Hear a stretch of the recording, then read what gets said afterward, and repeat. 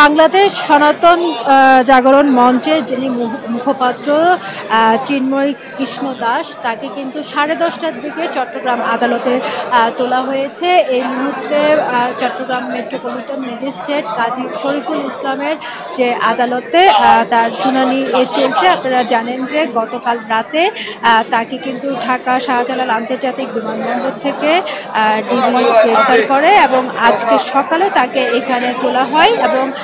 বাংলাদেশ সনাতন জাগরণ মঞ্চ গত 25শে অক্টোবর চট্টগ্রামে সমাবেশ করে এবং চট্টগ্রামে যে সমাবেশ হয় সেটা এখানে যে মঞ্চ থেকে হয় সেটার মুখপাত্র মূলত তিনি। এবং এই সমাবেশের পরপরই চিন্ময় দাসের বিরুদ্ধে কিন্তু জাতীয় পতাকা অবমাননার অভিযোগ এনে চট্টগ্রামে একটি রাষ্ট্রদ্রোহ মামলা করা হয় এবং সেই মামলায় মূলত তাকে গ্রেফতার করা হয়েছে বলে আমরা এখনো পর্যন্ত জানতে পেরেছি। এবং এই মামলায় কিন্তু আরও 3 জন গ্রেফতার আছে এবং মামলাটা এখনও তদন্তাধীন। এবং যতটুকু তথ্য আমরা জানি এই মামলায় কিন্তু চিন্ময় দাস সহ 19 জনকে আসামি করা হয়েছিল এবং সেই মামলায় যে অভিযোগ সেটা হচ্ছে যে বিশেষ করে চট্টগ্রামের যেই নিউ মার্কেট মোড় এলাকায় এবং গত 5ই আগস্ট বাংলাদেশের যে গণ অভ্যুত্থান সংঘটিত হয় তারপর নিউ মার্কেট মোড় এলাকায় যে জিরো পয়েন্ট আছে সেখানে একটি জাতীয় পতাকা উত্তোলন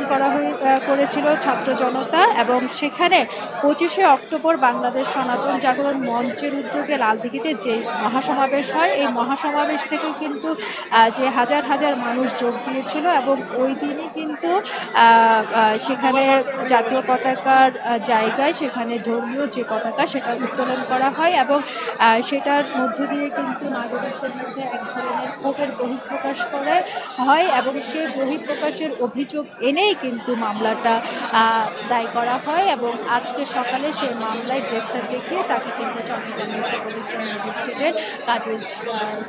শরীফুল ইসলামের যে আদালত সেখানে তোলা হয়েছে। এবং আমরা দেখেছি যে প্রচুর নিরাপত্তা ব্যবস্থা জোরদার করা হয়েছে। এখানে আমরা পুলিশ সহ বিভিন্ন আইনশৃঙ্খলা রক্ষাকারী বাহিনীদের একটা কঠোর নিরাপত্তা ব্যবস্থা দেখেছি এবং সেই কঠোর নিরাপত্তা ব্যবস্থার মধ্য দিয়ে কিন্তু তাকে 10:30টায় চট্টগ্রাম আদালত চত্বরে আনা হয়। তার কিছুক্ষণ পরে আদালতে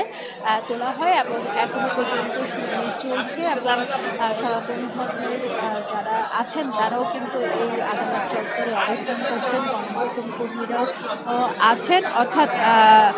যেটা আসলে গতকাল রাতে আমরা দেখেছি যে চিন্ময় দাসকে গ্রেফতারের পরপরই ঢাকা এবং চট্টগ্রামের কিন্তু চেরাগি পাহাড় এলাকায় একটা বিশাল বিক্ষোভ হয় এবং এর আগেও কিন্তু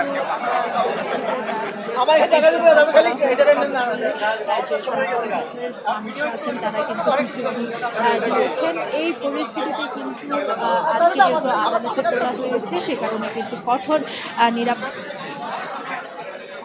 চত্বরে রক্ষাকারী বাহিনীরা যারা আদালতের কাজ নেই এরকম মানুষগুলো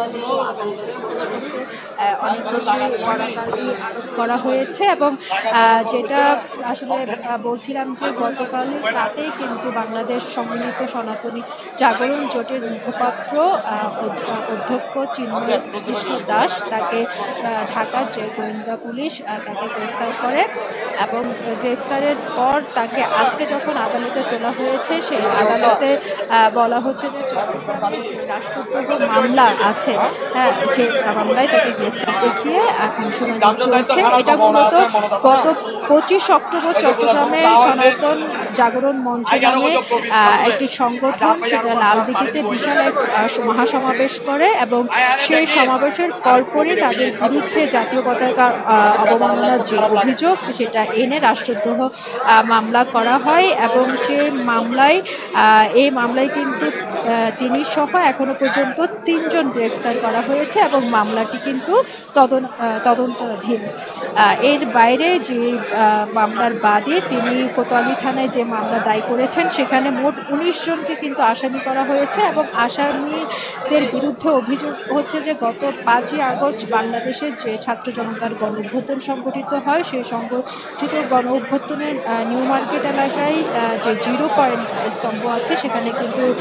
বৈষম্য বিরোধী ছাত্র জনতা একটা জাতীয় পতাকা উত্তোলন করে এবং সেটা তখনও সেখানে ছিল। 25শে অক্টোবর যখন বাংলাদেশ সনাতন জাগরণী মঞ্চের উদ্যোগে লালদিঘিতে মহাসমাবেশ হয়, সে মহাসমাবেশে কিন্তু চট্টগ্রাম বিভাগ থেকে বিভিন্ন এলাকা থেকে হাজার হাজার মানুষ সনাতন ধর্মের মানুষ তারা কিন্তু যোগ দেয় এবং ওই দিন কিন্তু তারা বিশেষ করে যে বাদী তার অভিযোগ হচ্ছে চন্দন কুমার ধর সহ 9 জন আসামির ইন্ধনে কিন্তু আসামিরা নিউ মার্কেট মোড়ের যে 0 পয়েন্টের স্তম্ভে জাতীয় পতাকার উপর ধর্মীয় ইস্কনের যে ধর্মীয় পতাকা সেটা উত্তোলন করে স্থাপন করে এবং এই নিয়ে নাগরিকদের মধ্যে একটি ক্ষোভের সৃষ্টি হয়। সেই অভিযোগের প্রেক্ষিতে তিনি চট্টগ্রাম নগরের কোতোয়ালি থানায় কিন্তু এই রাষ্ট্রদ্রোহী মামলাটা করেন। যদিও সেই মামলায় কিন্তু যে আটক, সেই আটক দেখে কিন্তু আজকের যে শুনানি সেই শুনানিটা করছে। তবে চিন্ময় কৃষ্ণ দাস কিন্তু সেই অভিযোগ অস্বীকার করে একটি বিবৃতি দিয়েছিলেন এবং বলছেন যে এই যে সনাতন ধর্মের মানুষদের যে আন্দোলন সেটা কিন্তু আসলে সরকার কিংবা রাষ্ট্রের বিরুদ্ধে নয় এবং তিনি কিন্তু সেটা দিয়ে একটা বিবৃতি দিয়েছিলেন। এবং এর বাইরে জানিয়ে রাখি যে গতকাল যখন চিন্ময় কৃষ্ণ দাসকে গ্রেফতার করা হয় সেখানে কিন্তু আমরা দেখেছি যে বাংলাদেশ হিন্দু বৌদ্ধ খ্রিস্টান ঐক্য পরিষদের নেতা যারা আছেন তারা কিন্তু নিন্দা এবং প্রতিবাদ জানিয়েছেন এবং তারা তাদের যেই গণমাধ্যমে পাঠানো বিজ্ঞপ্তিতে তারা কিন্তু এই গ্রেফতারের ফলে মত প্রকাশের স্বাধীনতা এবং মানবাধিকার প্রশ্নে বাংলাদেশের যে আন্তর্জাতিক ভাবমূর্তি ক্ষুণ্ণ হবে সে আশঙ্কা কিন্তু তারা তাদের যে বিবৃতি সেটাতে জানিয়েছেন। এবং যে এইরকম একটি পরিস্থিতিতে যখন আজকে চিন্ময় দাসকে যখন চট্টগ্রাম আদালতে হাজির করা হয় তখন কিন্তু কঠোর নিরাপত্তা ব্যবস্থা আমরা দেখেছি এবং তাকে আদালতে আনার আগে কিন্তু আদালতের যে বিধারে পুলিশের যে নিরাপত্তা ব্যবস্থা সেটা ছিল। যখন নিরাপত্তা ব্যবস্থার মধ্যে দিয়ে কিন্তু সকাল 10:30টার দিকে তাকে চট্টগ্রাম মেট্রোপলিটন ম্যাজিস্ট্রেট কাজী শফিকুল ইসলামের আদালতে হাজির করা হয় এবং